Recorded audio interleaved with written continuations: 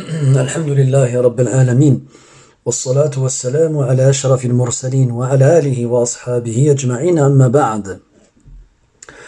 Chers étudiants, chères étudiantes, nous nous réunissons dans cette 26e nuit du mois de Rajab 1441, c'est-à-dire le 19 mars 2020, pour notre cours hebdomadaire dans lequel nous étudions la description physique et morale du prophète alayhi salatu wassalam, avec comme support le livre de l'imam al-Muhaddith Abu Isa Muhammad ibn Isa al-Tirmidhi rahimahullah ta'ala, qui a comme titre Al-Shama'il al-Muhammadiyya. Nous sommes arrivés au 35e chapitre qui a comme titre Babu ma ja'a fi dahiki Rasulillahi sallallahu alayhi wa sallam wa fihi tis'atu ahadith.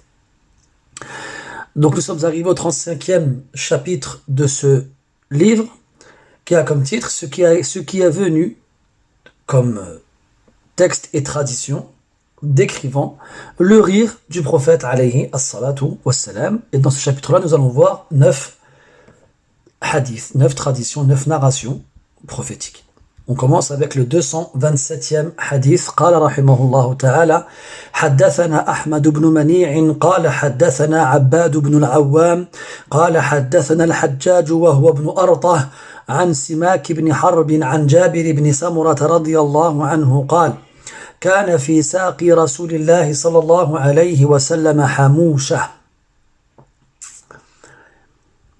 وكان لا يضحك إلا تبسما فكنت إذا نظرت إليه قلت أكحل العينين وليس بأكحل. Donc ce hadith-là, nous avons Jabr ibn Samurah radiyallahu anhu. On a déjà parlé de lui dans le début du livre. Il faisait partie de ces compagnons qui étaient assez jeunes à la mort du prophète alayhi salatu wassalam et qui ont donc décrit physiquement le prophète alayhi salatu wassalam. Il nous dit plusieurs choses concernant le prophète alayhi salatu wassalam. Parmi ces choses-là, on a kana fi saqi. Donc là, vous avez à l'écran un ya et une fatha sur le qaf. Ay saqai, les deux jambes. Et en fait, dans la version que moi j'ai, c'est saqi au singulier. As-saq, c'est ce qu'il y a, c'est la partie inférieure de la jambe qui se trouve entre le genou et le talon. Je dis ça parce que, à ma connaissance, il n'existe pas de mot pour décrire cette partie de la jambe. En arabe, il existe un mot, c'est as-saq. Donc as-saq, c'est la partie, on a déjà vu justement, lorsqu'on a vu le qamis, l'izar du prophète, alayhi salatu wasallam, on a parlé de saq à ce moment-là. Donc, Jabir ibn Samura radiyallahu anhu nous dit que dans la partie inférieure de la jambe du prophète sallallahu alayhi wa sallam, on trouvait hamousha. Et vous avez remarqué qu'à l'écran, vous avez une damma et une fatha sur le ha pour indiquer qu'on peut dire hamousha et on peut dire humousha. Les deux sont possibles. Il apparaît que la damma sur le ha est plus éloquente, même si il est permis de dire hamousha. Et al-hamousha, c'est ad-diqqa. C'est de la finesse. C'est-à-dire que ces parties de la jambe du prophète sallallahu alayhi wa sallam étaient fines. Elles n'étaient pas charnues. ثم قال رحمه رضي الله عنه وكان لا يضحك إلا تبسما. Et le prophète sallallahu alayhi wa sallam ne riait qu'en souriant. Il ne riait qu'en souriant. Donc en fait, ici, Jabir ibn Samura radiyallahu anhu, il nous informe en fonction de deux choses possibles. La première, c'est que il nous informe en fonction de la majorité des cas où le prophète riait, alayhi salatu wassalam. Donc globalement, généralement, le prophète, s'il riait, il se contentait de sourire. Il n'allait pas plus loin que le sourire. Ou, la deuxième supposition, c'est que Jabir ibn Samura radiyallahu anhu nous a donc fait un témoignage de ce qu'il a vu lui. Parce qu'ici la phrase وَكَانَ لَا يَضْحَكُ إِلَّا تَبَسُّمًا. En arabe on appelle ça le hasr, c'est-à-dire l'exclusivité. Ça veut dire qu'on va cerner l'exclusivité de l'action dans l'exception. Vous avez remarqué qu'il y a une négation suivie d'une affirmation. C'est-à-dire que si on coupait la phrase en deux, on dirait « il ne riait pas ». Voilà. Il ne riait pas du tout, sauf quand il souriait. Et là, on a tendance à croire qu'il ne riait jamais, alayhi salatu wassalam, mais ce n'est pas voulu. On va voir après que le prophète sallallahu alayhi wa sallam riait. Ça lui arrivait de rire, même si c'était rare. Et la plupart du temps, le prophète sallallahu alayhi wa sallam se contentait de sourire. Et at-tabassum, c'est la première étape du rire. Comme la somnolence est la première étape du sommeil. Comme quand Allah dit dans le Coran, la ta'khudhuhu sinatun wa la nawm. Et as-sinah, muqaddimatun nawm. C'est-à-dire c'est l'introduction, c'est ce qui vient, la préface du sommeil, c'est la somnolence. Eh bien, la préface du rire, c'est le sourire. Comme dans Surat An-Nahl, Surat An-Naml, quand Allah il nous raconte l'histoire de Sulaiman, alayhi salam, lorsqu'il est passé dans une vallée où se trouvaient des fourmis, et qu'il a entendu une fourmi mettre en garde son peuple, il a souri. Fatabassama dahikan. Là, c'est l'inverse. C'est-à-dire, il a souri en riant. C'est-à-dire, il a commencé par sourire et il a fini par rire. Et là, c'est l'inverse. Il ne riait pas, si ce n'est qu'il souriait. Et donc, on l'a dit, c'était généralement le cas. Et comme on va le voir par la suite, Inch'Allah ta'ala, on va voir que si il arrivait au prophète de rire, même si c'était rare. Et certains savants ont dit que le prophète sallallahu alayhi wa sallam, il souriait pour les affaires concernant ce bas monde, et il riait réellement pour les affaires concernant l'au-delà, comme on va le voir par la suite. Et ça, c'est une tentative de la part de certains savants de faire le regroupement entre ces textes-là, qui est correct, même si on ne peut pas l'affirmer à 100%. Puis Jabir ibn Samura radiyallahu anhu, il finit en disant فَكُنْتُ إِذَا نَظَرْتُ إِلَيْهِ قُلْتُ أَكْحَلُ الْعَيْنَيْنِ وَلَيْسَ بِأَكْحَلٍ. Donc lorsque je regardais vers lui, lorsque je l'observais, parce que nadara, il a, donc le verbe nadara, c'est un verbe qui est transitif par trois façons. Soit il est transitif par lui-même, on dira nadartuhu, nadartuhu كقوله تعالى هل ينظرون إلا تأويله. Et nadarahu بمعنى intadara, ça veut dire attendre. Puis on a nadara ila, وجوه يومئذ ناظرة إلى ربها ناظرة, qui veut dire contempler, observer, regarder. Puis on a nadara fi, أولم ينظروا في ملكوت السماوات والأرض. Et nadara fi, ça veut dire observer avec méditation, avec réflexion, à examiner. Donc ici, إذا نظرت إليه, lorsque je le contemplais, lorsque je le regardais, قلت, je me disais akhalu al-aynayn, on peut dire akhala, on peut dire akhalu, mais l'asl c'est qu'il est marfou' parce qu'il est mubtada. Donc akhalu al-aynayn, et là l'akhal, ça fait référence donc à la trace de noir qu'il y a au-dessus de la paupière pour celui qui utilise du kuhl. Et on a vu que le prophète utilisait du kuhl alayhi as-salatu was-salam. Donc Jabir, il regardait le prophète et il avait l'impression que le prophète avait mis du kuhl dans ses yeux, donc du noir, de la poudre noire. On avait dit que c'était pas réellement noir, c'était plus marron foncé que noir, alors qu'il ne l'était pas. Alors qu'il n'avait pas mis cette poudre noire autour de ses yeux. ثم قال رحمه الله تعالى حدثنا قتيبة بن سعيد قال حدثنا ابن لهيعة عن عبيد الله بن المغيرة عن عبد الله بن الحارث بن جزء رضي الله عنه أنه قال ما رأيت أحدا أكثر تبسما من رسول الله صلى الله عليه وسلم. Donc ici Abdullah ibn al-Harith ibn Jaz'in رضي الله عنه nous dit qu'il n'a jamais vu quelqu'un qui souriait plus que le messager d'Allah sallallahu alayhi wa sallam. Et cela pour plusieurs raisons. Déjà parce que le prophète nous a informé que sourire au visage de son frère est une aumône. Il a dit alayhi salatu wa sallam tabassumuka fi wajhi akhika sadaqa. Et bien entendu, le prophète était connu pour être le premier à appliquer ce qu'il conseillait et incitait les gens à faire. Donc forcément, il va être souriant et pour que les gens le prennent comme exemple aussi. Parce qu'Allah nous a ordonné à nous les croyants de prendre le prophète comme exemple. Il a dit subhanahu wa ta'ala laqad kana lakum fi rasulillahi uswatun hasana. Certes, il y a pour vous dans le messager d'Allah un très bon exemple. Donc si le prophète souriait autant, c'était pour qu'on fasse comme lui.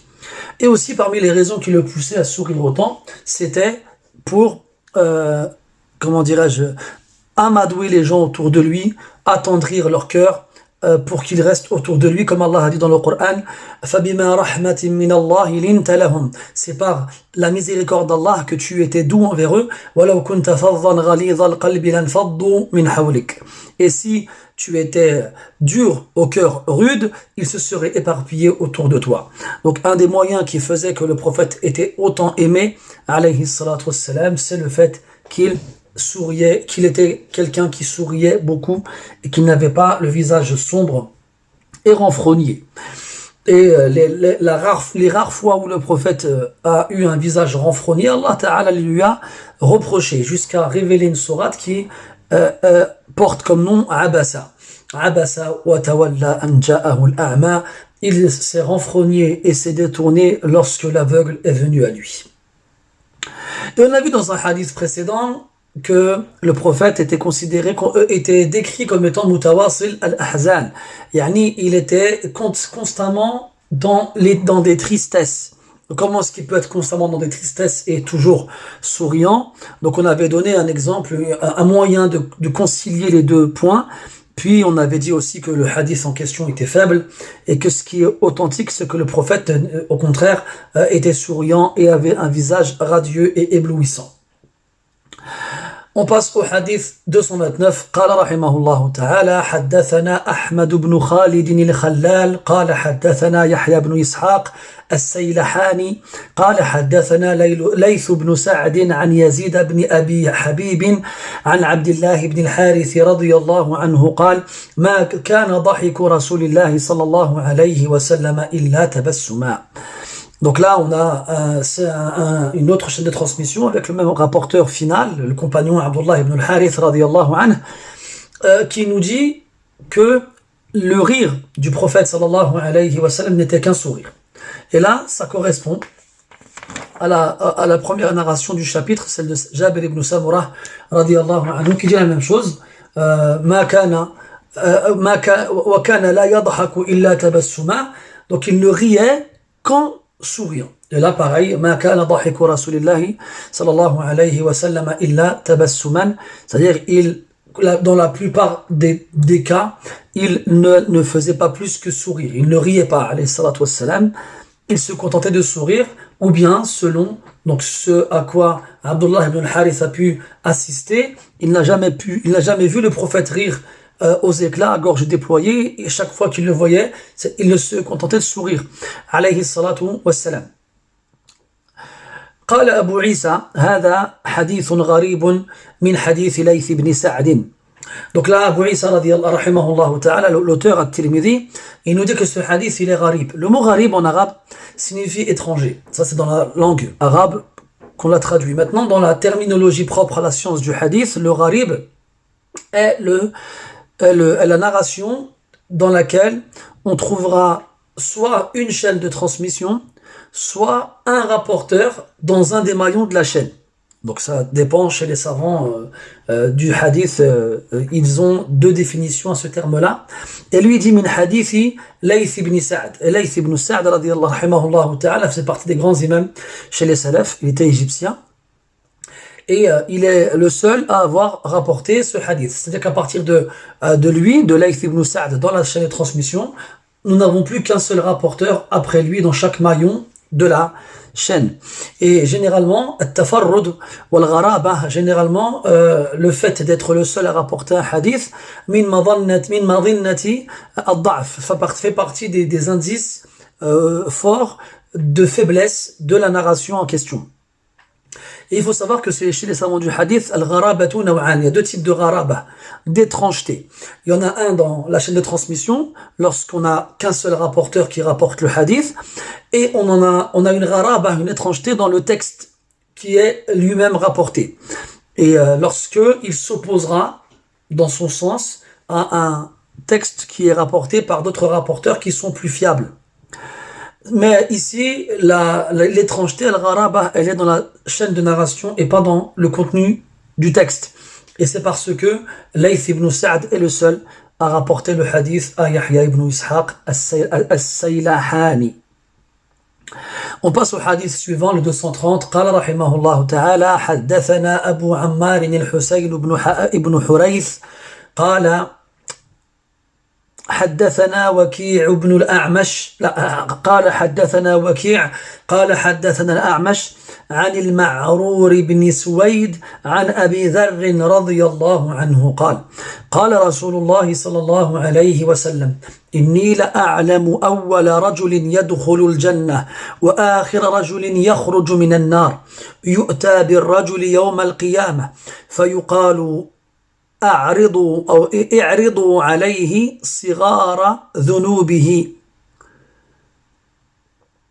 ويخبأ عنه كبارها فيقال له عملت يوم كذا وكذا كذا وهو مقر كذا وكذا وهو مقر لا ينكر وهو مشفق من كبارها فيقال أعطوه مكان كل سيئة عملها حسنة فيقول إن لي ذنوبا ما أراها ها هنا قال أبو ذر رضي الله عنه فلقد رأيت رسول الله صلى الله عليه وسلم ضحك حتى بدت نواجذه.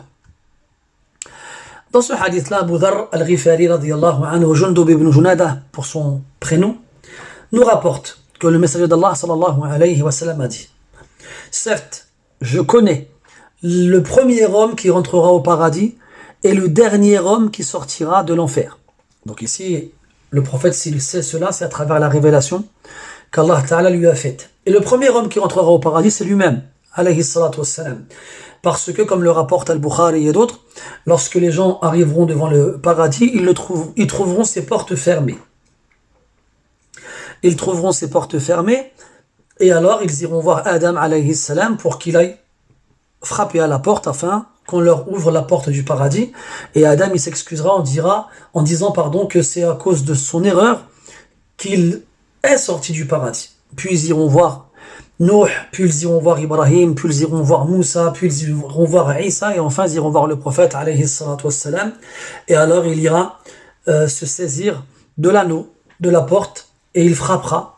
Puis l'ange gardien du paradis, qu'on appelle Ridwan, demandera qui est-ce. Il répondra Muhammad alayhi salatu wassalam. Après il répondra Bika umirtu alla aftaha li ahadin qablak.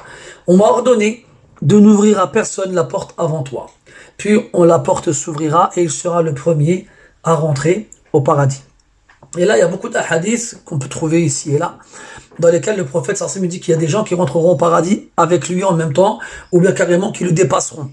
Mais ce sont des images qui indiquent que l'entrée au paradis de ces gens-là sera très proche de la sienne, mais ne sera jamais en même temps et encore moins avant lui. Donc le premier homme qui rentrera au paradis, c'est lui, alayhi salatu wassalam, personne ne pourra y poser le pied avant lui. Et le dernier homme qui sortira de l'enfer, eh bien c'est un croyant. Et dans un hadith, dans certaines versions du hadith, on a même des précisions concernant son nom. Et on sait qu'en tout cas c'est un croyant. Pourquoi est-ce que c'est un croyant? Parce que les mécréants ne sortiront jamais de l'enfer. Qu'Allah nous en préserve. Cet homme-là, dont on parle dans le hadith, c'est un homme qui sera le dernier à sortir de l'enfer et donc de surcroît, le dernier à rentrer au paradis. Mais ce n'est pas lui dont on va parler dans ce hadith, on va parler d'un autre homme. Quant à cet homme-là, le dernier à sortir de l'enfer, on parlera de lui plus tard, incha'Allah ta'ala. Donc,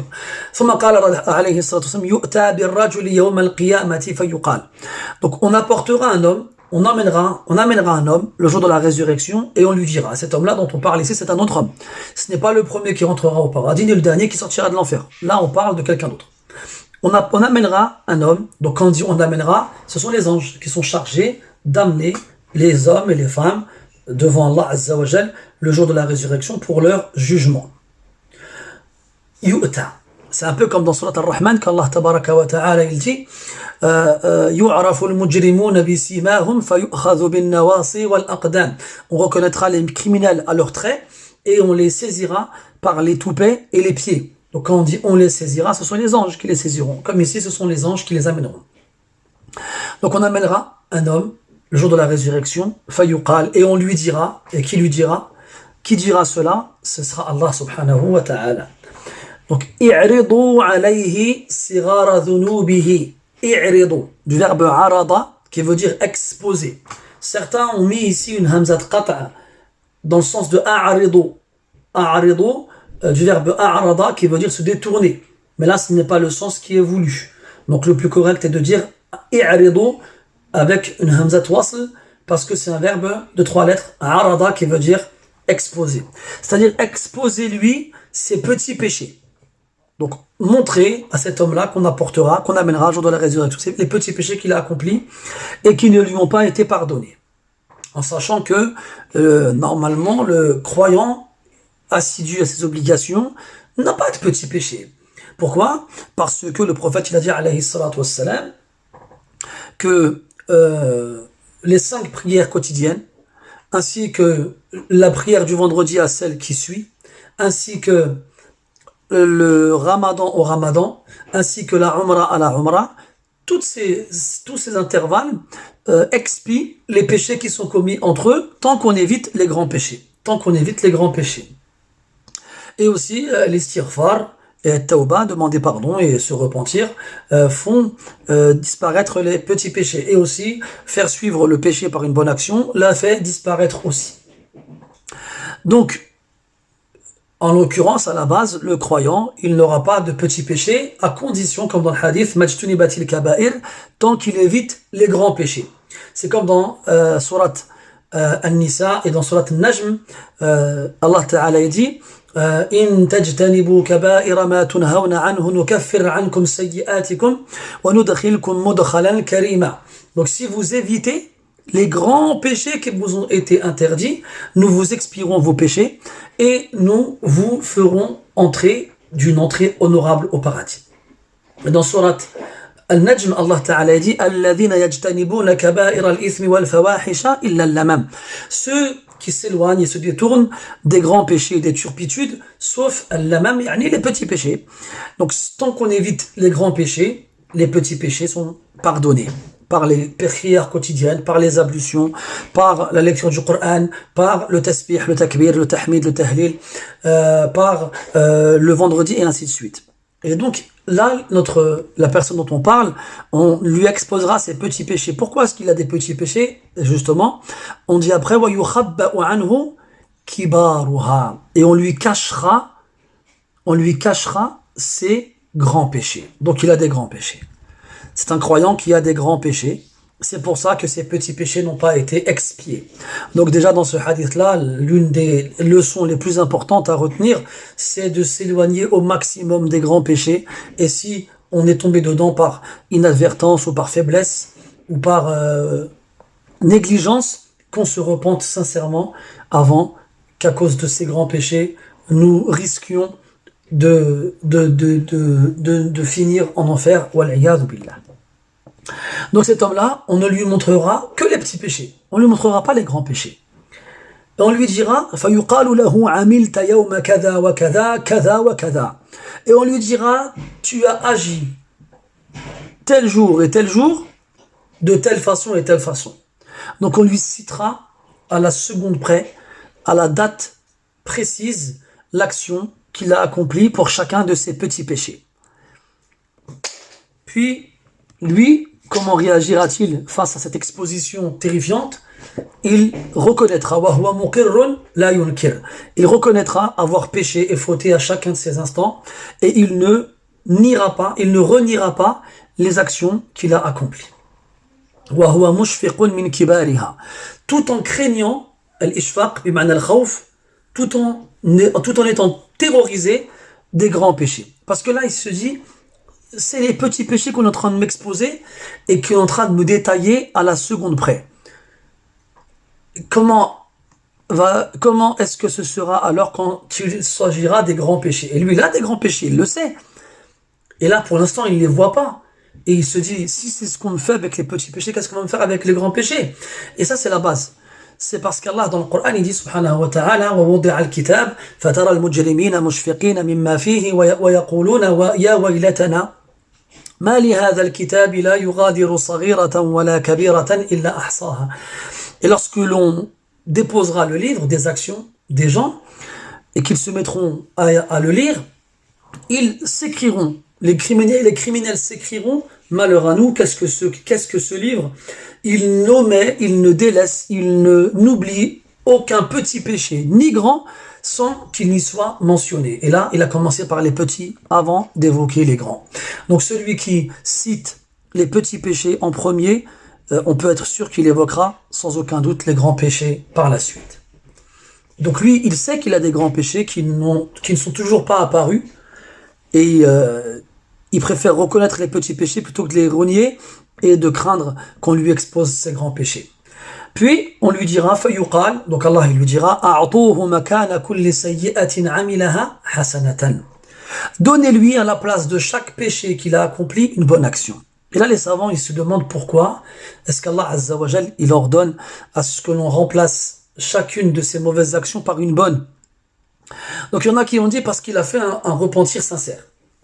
Comme Allah dit dans le Coran, إلا من تاب وآمن وعمل عملا صالحا فأولئك يبدل الله سيئاتهم حسنات وكان الله غفورا رحيما. Sauf celui qui se repent et croit et fait des actions vertueuses, alors voici ceux à qui nous remplacerons les mauvaises actions par des bonnes.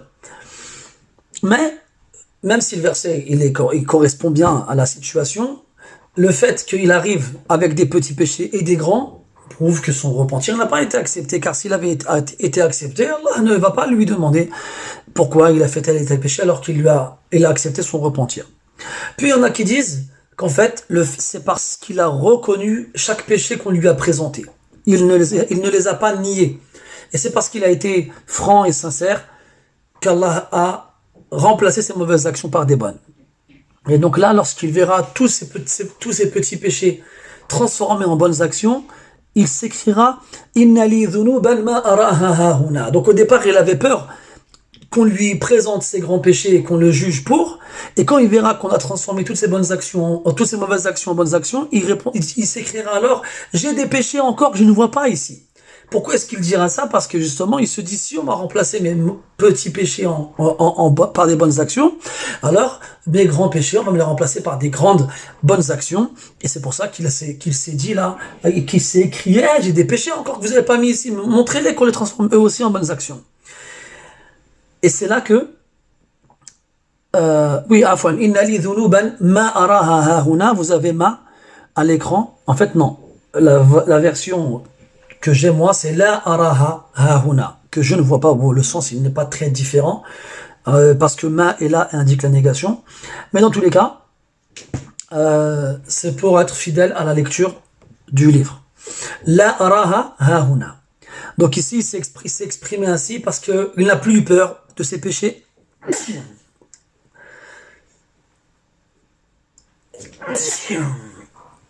Alhamdulillah. Il n'a plus eu peur de ses grands péchés lorsqu'il a vu qu'Allah Azza wa Jal lui a remplacé par des bonnes actions. Et donc, la fin du hadith, Abu Dharr, radiyallahu anhu, il conclut en disant فَلَقَدْ رَأَيْتُ رَسُولَ اللَّهِ صَلَى اللَّهُ عَلَيْهِ وَسَلَّمَ ضَحِكَ حَتَّى بَدَتْ نَوَاجِذُهُ. Certes, assurément, donc là, une petite faïda al-lughawiya, une petite leçon d'ordre linguistique, que quand vous trouverez laqad, sachez que ça sous-entend un serment. Ça sous-entend le fait de jurer. C'est comme s'il disait Wallah. C'est comme s'il disait Wallah. Donc là, c'est un qasam mahdouf. C'est un serment qui est sous-entendu. Il jure. Il jure. Pourquoi est-ce qu'il jure? Parce qu'on a vu ensemble que beaucoup des compagnons du prophète sallallahu alayhi wa sallam disaient que le prophète ne riait pas. Il se contentait de sourire. Et là, comme Abu Dharr, radiyallahu anhu, il nous dit que le prophète il a ri, jusqu'à ce qu'on voit ses molaires, il s'est senti donc, entre guillemets, obligé de jurer pour que les gens le croient. Pour que les gens le croient, vu qu'en général, on disait que le prophète ne riait pas, alayhi salatu wassalam. Donc il a dit, فَلَقَدْ رَأَيْتُ. À la fin, quand le prophète il a fini de raconter cette histoire-là, il s'est mis à rire, حَتَّى بَدَتْ, jusqu'à ce que ces nawajid apparaissent. Un nawajid, c'est les molaires. Et vous savez que on a plusieurs types de molaires. Donc les molaires, en vrai, c'est l'adras, bidbad, al-adras, jam'u dirs. Et on a trois molaires. On a dawahik, ce sont les molaires qui apparaissent lorsque l'on rit, juste après les canines. Puis on a at-tawajin, ce sont les molaires qui sont utilisées les plus épaisses pour mâcher la nourriture que l'on mange. Et enfin, on a an-nawajid, c'est celle qui sert à arracher. C'est celle qui sert à arracher ce qu'on met dans sa bouche, notamment la viande. Et ce sont les molaires les plus lointaines dans la dentition.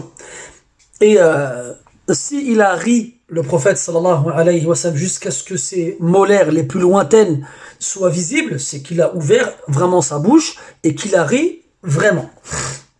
Donc là, cette réaction de cet homme le jour de la résurrection était tellement inattendue, tellement spontanée, qu'elle a fait rire le prophète sallallahu alayhi wa sallam aux éclats. Et si Abu Dharr radiyallahu anhu, il a juré indirectement, c'est parce que c'était quelque chose vraiment d'inhabituel de la part du prophète alayhi as-salatu wassalam. Pourquoi est-ce que c'était inhabituel et pourquoi est-ce que le prophète il préférait rire sourire plutôt que rire en général? C'est parce que il est détestable de trop rire. Et d'ailleurs le prophète il a dit dans un hadith sallallahu alayhi wa sallam, parmi les choses qui font mourir le cœur, le fait de trop rire. Et on va déduire de ce hadith-là qu'il n'est pas détestable de rire lorsqu'on est étonné par quelque chose. Parce qu'ici, ce qui a fait rire le prophète, c'est la réaction de l'homme. Comment il est passé de la terreur à l'assurance jusqu'à parler de ses grands péchés alors qu'il n'était même pas présenté à lui. On continue avec le hadith 231. قال رحمه الله تعالى حدثنا أحمد بن منيع قال حدثنا معاوية بن عمرو قال حدثنا زائدة عن بيان عن قيس بن أبي حازم عن جرير بن عبد الله رضي الله عنه قال ما حجبني رسول الله صلى الله عليه وسلم منذ أسلمت ولا رآني إلا ضحك. Donc on a parlé de Jarir ibn Abdullah al-Bajali radiyallahu anhu dans un hadith précédent.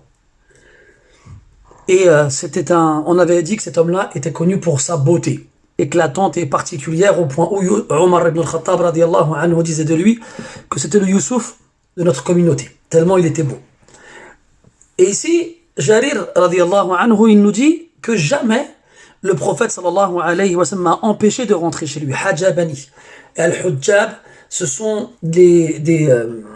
comment on pourrait dire ça? Des portiers qui se postent aux entrées des maisons dans lesquelles vivent les gens importants et qui filtrent les entrées, les allées et les venues. Le prophète sallallahu alayhi wa sallam n'avait pas de portier. Et il fallait malgré tout demander la permission avant d'entrer. Mais lorsque Jarir ibn Abdullah radiyallahu anhu se présentait au prophète sallallahu alayhi wa sallam, jamais on ne l'a empêché de rentrer voir le prophète sallallahu alayhi wa sallam depuis qu'il s'est converti à l'islam. Mundu aslamt. Et il est important de préciser que Jabir ibn Abdullah radiyallahu anhu s'est converti à l'islam à la fin de vie du prophète alayhi salatu wassalam.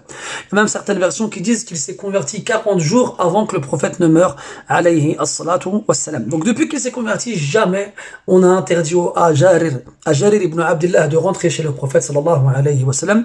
Et il finit en disant Wala ra'ani illa dahik. Et chaque fois que le prophète voyait Jarir ibn Abdullah radiyallahu anhu, il riait. Dahika, et il est dans une version tabassama. La version suivante, il dit tabassama.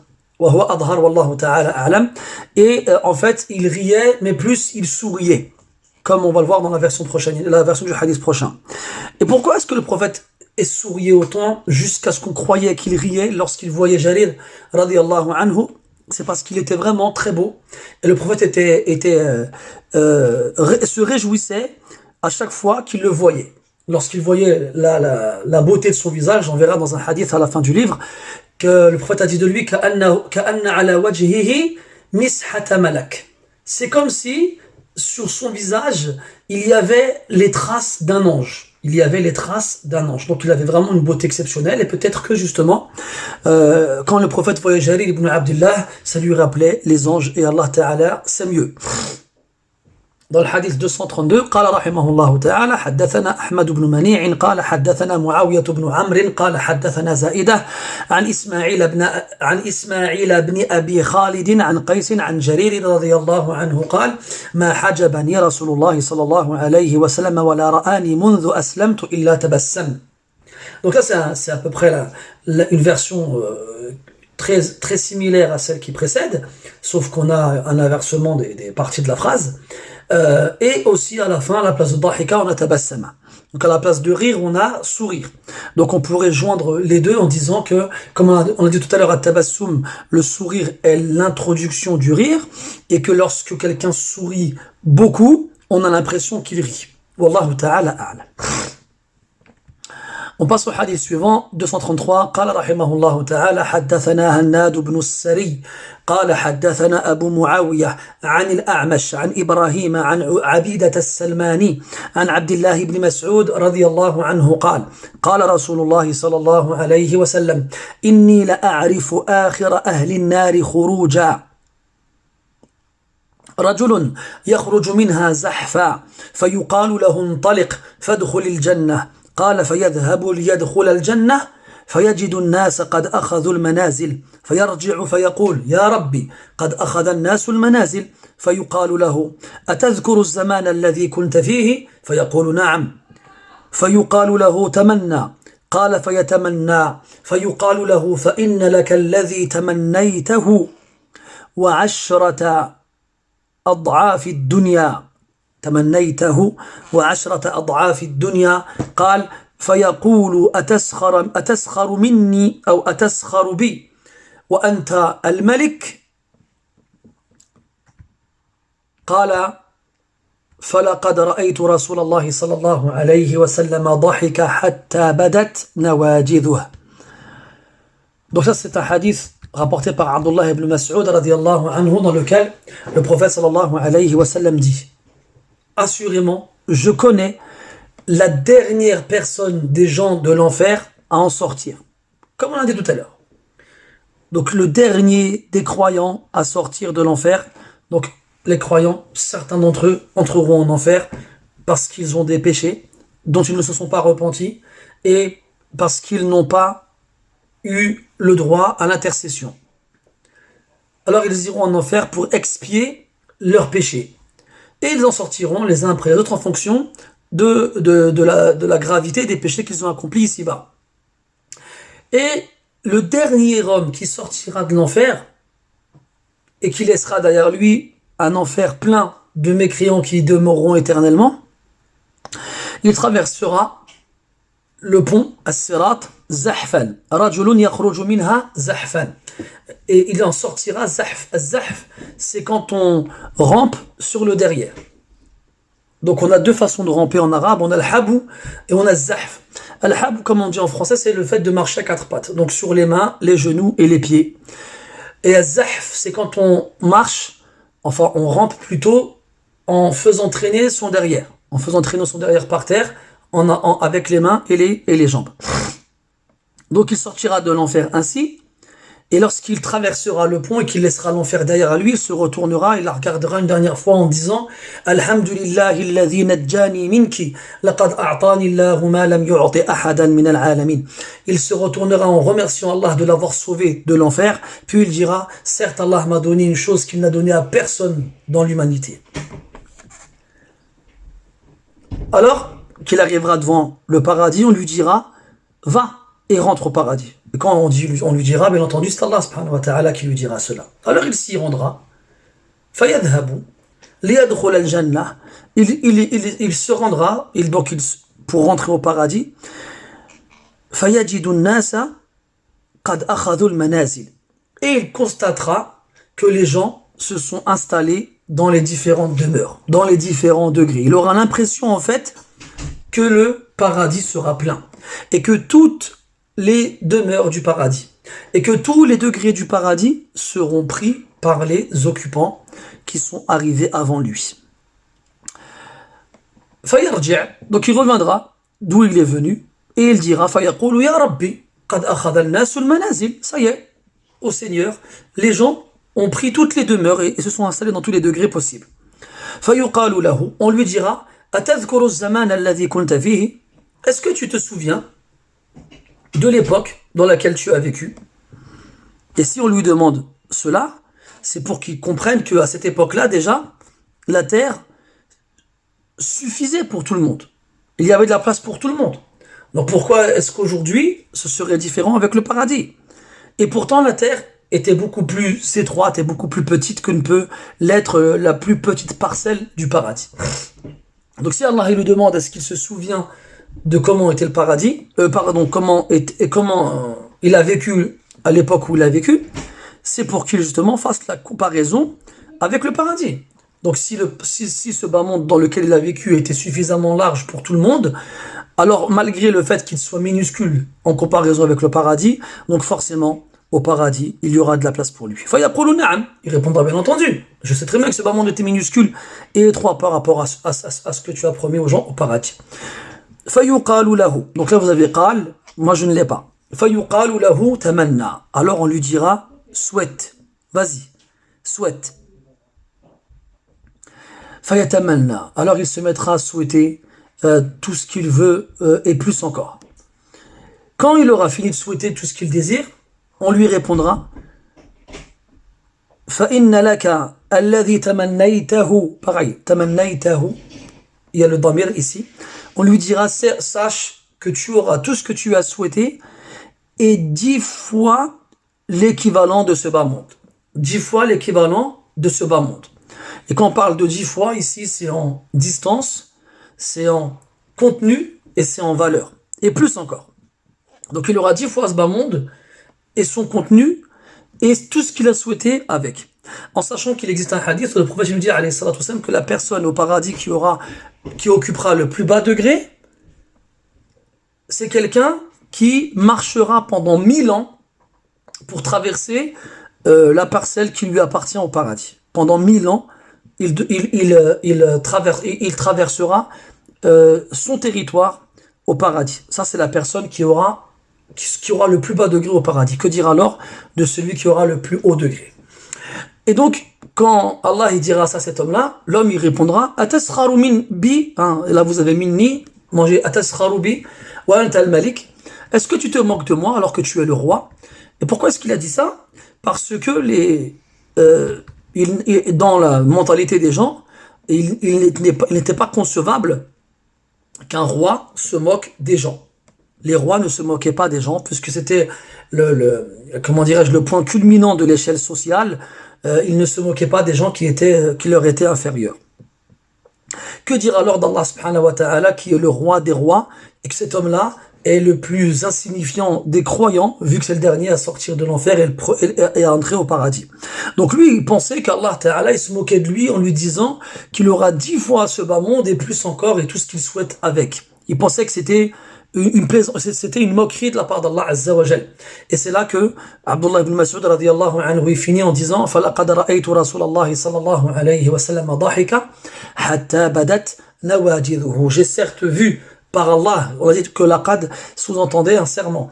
J'ai certes vu par Allah le messager d'Allah sallallahu alayhi wa sallam rire jusqu'à ce que ses molaires les plus lointaines soient apparentes. Pourquoi est-ce qu'il a ri ainsi autant par étonnement de la réponse de cet être humain? Comment est-ce qu'il a pu croire qu'Allah Ta'ala se moquait de lui en lui disant cela, alors qu'Allah Azza wa Jal, comme il dit dans le Coran, la yukhlifu al-mi'ad, lorsqu'il promet une chose, il ne trahit pas sa promesse, et lorsqu'il dit une chose, il ne revient pas dessus. Ma yubaddalu al-qawlu laday, la parole auprès de moi n'est jamais changée. Innaha kalimatun huwa qailuha, lorsqu'il dit une chose, il l'a dit et il ne revient pas dessus. Subhanahu wa ta'ala.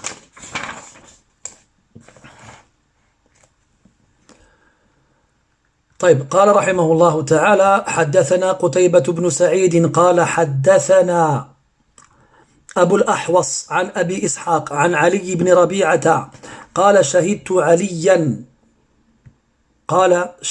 عليا رضي الله عنه أتي بدابة ليركبها فلما وضع رجله في الركاب قال بسم الله فلما استوى على ظهرها قال الحمد لله ثم قال سبحان الذي سخر لنا هذا وما كنا له مقرنين وإنا إلى ربنا لمنقلبون ثم قال الحمد لله الحمد لله الحمد لله والله أكبر والله أكبر الله أكبر سبحانك إني ظلمت نفسي فاغفر لي فإنه لا يغفر الذنوب إلا أنت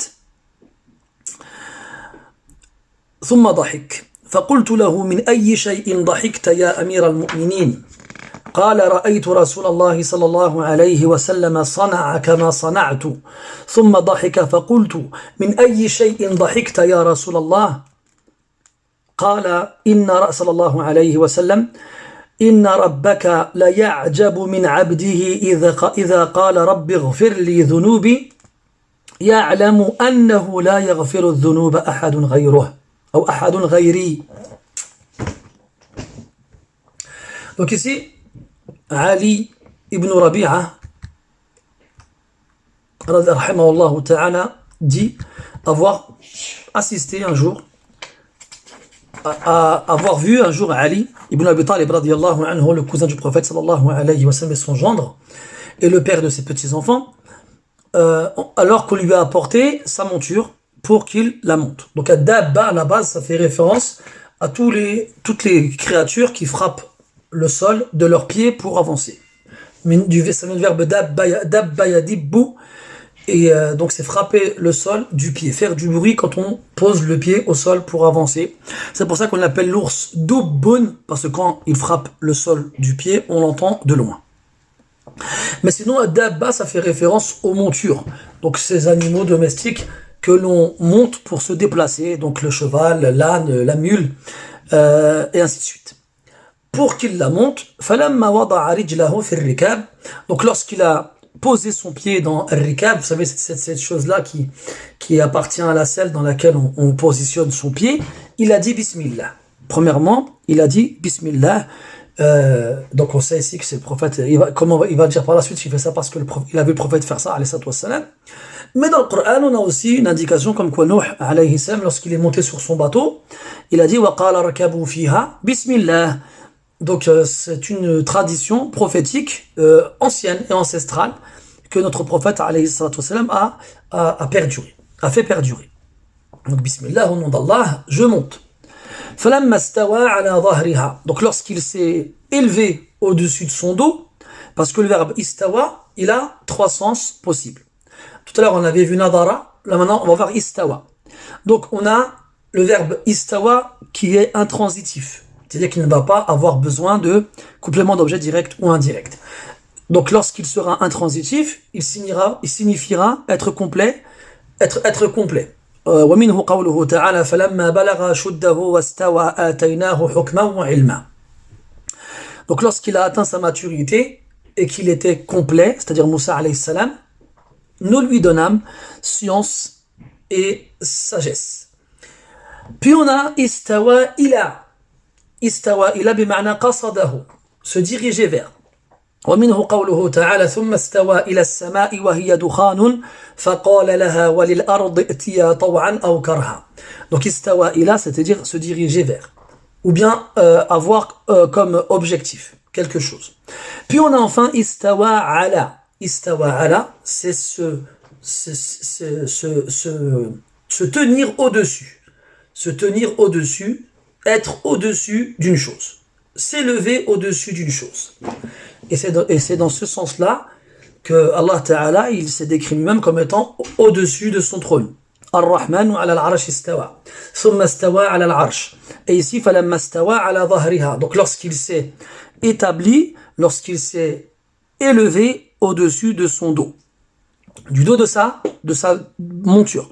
Qala, il dit alhamdulillah. Donc il remercie, il loue Allah subhanahu wa ta'ala pour lui avoir comment on pourrait dire ça, domestiqué, pour lui avoir rendu cet animal docile jusqu'à pouvoir le monter. ثم قال سبحان الذي سخر لنا هذا وما كنا له مقرنين وإنا إلى ربنا لمنقلبون. C'est un verset du Coran, le verset 12 et 13 de Surat Az-Zukhruf, où Allah Azza wa Jalla dit Subhana, donc que soit sanctifié, c'est-à-dire c'est le fait de reconnaître qu'Allah Azza wa Jalla ne possède ni défaut, ni manquement, ni tard. Que soit sanctifié celui qui nous a asservi cela. Qui nous a asservi cela. Donc ces animaux-là que l'on monte. وَمَا كُنَّا لَهُ مُقْرِنِينَ. Alors qu'on n'avait aucun moyen, aucune force, aucune capacité de le faire de nous-mêmes. C'est Allah Azza wa Jal qui a domestiqué ces animaux-là pour qu'on puisse s'en servir. C'est lui qui nous les a asservis. وَإِنَّا إِلَى رَبِّنَا لَمُنْقَلِبُونَ. Et certes, c'est vers notre Seigneur que nous revenons. Et les savants nous disent que cette finition du verset correspond au fait que très souvent il arrive que lorsque l'on monte à dos de cheval ou de chameau ou autre, il arrive que l'on puisse tomber et mourir, et donc on s'apprête à justement à revenir vers Allah Azza wa Jal. Et donc chaque fois que l'on monte sa monture, il faut garder en tête qu'il est possible que l'on meure. Et ça c'était à l'époque avec des chevaux, avec des chameaux, avec des ânes, avec des mulets. Qu'est-ce qu'on doit dire aujourd'hui? Aujourd'hui avec les motos, avec les avions, avec les bateaux, avec les trains, avec les motos et les voitures, et ainsi de suite. Donc il faut vraiment garder en tête que lorsque l'on prend sa voiture, que l'on prend son moyen de locomotion, il y a une forte, entre guillemets, chance que l'on meure par le biais de cela. Donc il faut garder en tête que l'on va revenir vers Allah Azza wa Jal.